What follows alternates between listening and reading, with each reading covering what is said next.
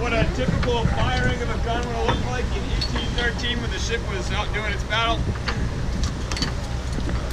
These guns are 32-pound carronades. They shoot a nice big cannonball, but their effective range is only about a quarter mile. On the original Niagara, they would have had 18 of these short carronades and 2 long guns that shot a 12-pound cannonball.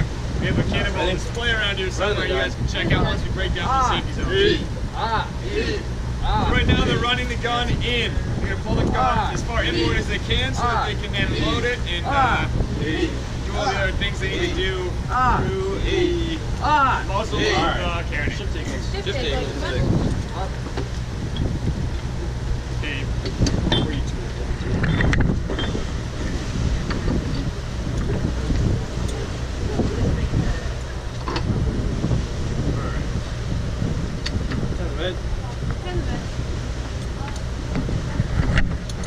Alright, so now our vent tender here is going to cover the little vent hole so that no air can get down there and cause any sparks to burn. There's their tool in the gun. This tool here is called a worm. It's got a brass corkscrew spirals on it so they can stick it into the gun and then twist it to pull any remainder of the old charge out. Made out of brass so it won't make sparks. Oh, what's one piece? What's one piece?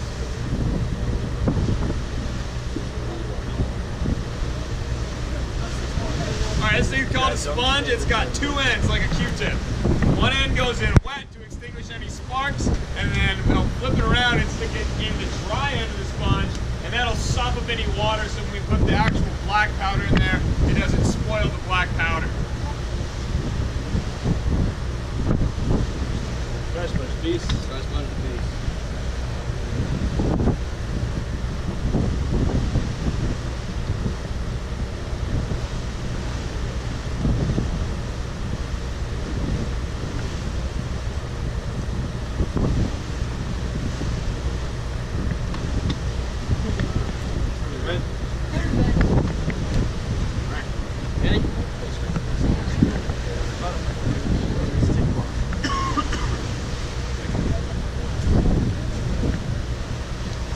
Now our gun captain and our powder monkey are taking their lovely hand bag and going back to get some gunpowder. At this point, the smoking lamp is out. That means no open flames on deck, no more smoking stogies up at the bow or any of that.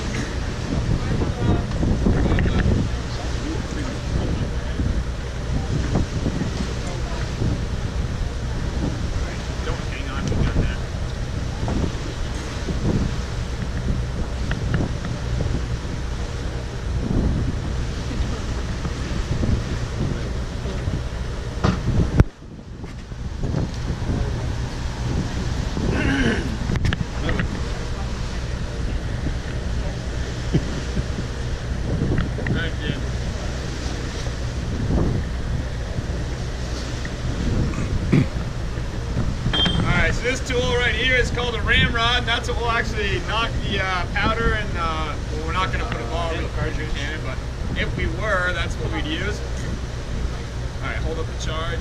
There's our charge. That's 2 pounds of black powder wrapped in heavy duty, food service, aluminum foil. It's a lot easier to work with than the burlap sacks of yesteryear, and it doesn't leave gunpowder on the back.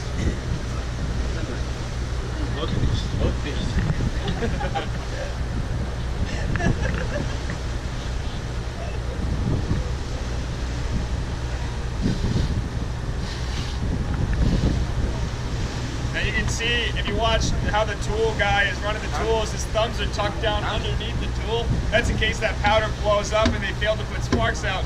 The tool will shoot out of the gun, but it won't take his hands with it. Now he's hitting that with much vigor, and it's important to know that gunpowder won't explode by getting hit. It's not like nitroglycerin. That would be bad. Alright, this tool right here, hold that up nice and high, it's called the prick. And we're going to stick it down in the vent, make sure that that cartridge actually made it all the way back to the breech of the gun. Is there? Alright. And it is. Run out the gun. Run out the gun.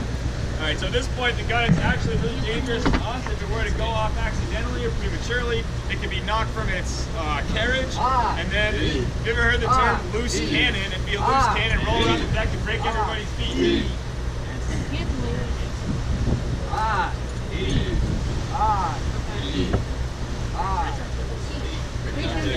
Alright, now the gun is run out and it's ready to bring to bear upon our enemies.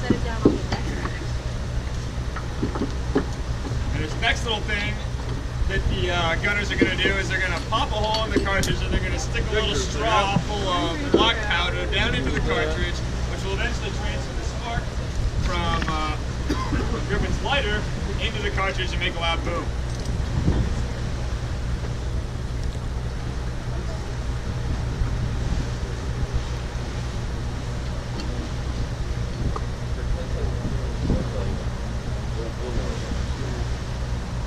This is called pricking the piece. That's when they actually pop the hole in the in that tin foil so that the spark can get down in there.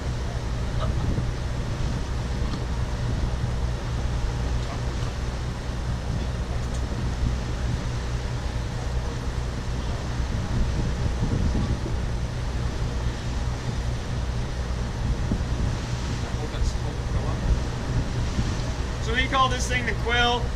Back in the olden days, they would have used a goose quill full of black powder, not a paper straw.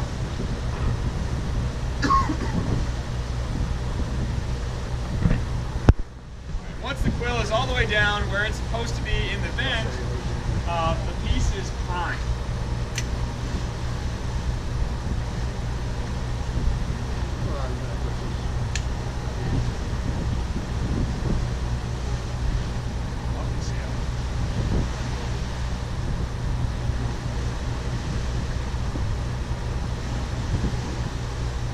Alright, so this gizmo that Griffin has in his hands now is called windsock, and the stuff at the top, that little bit of string, is cotton rope soaked down in saltpeter called slow match, because it burns nice and slow.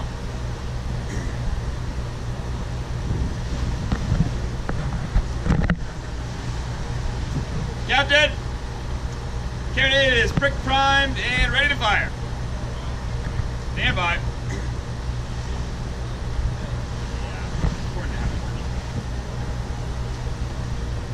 You don't need to plug your ears quite yet.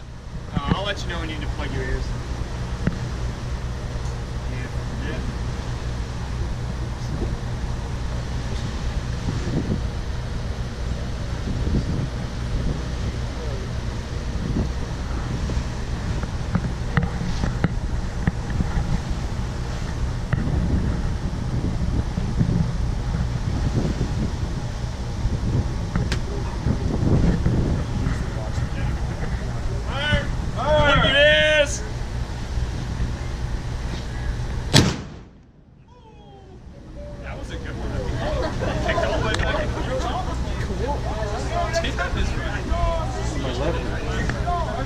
So did everybody notice how the smoke came back all over the ship and you couldn't see anything?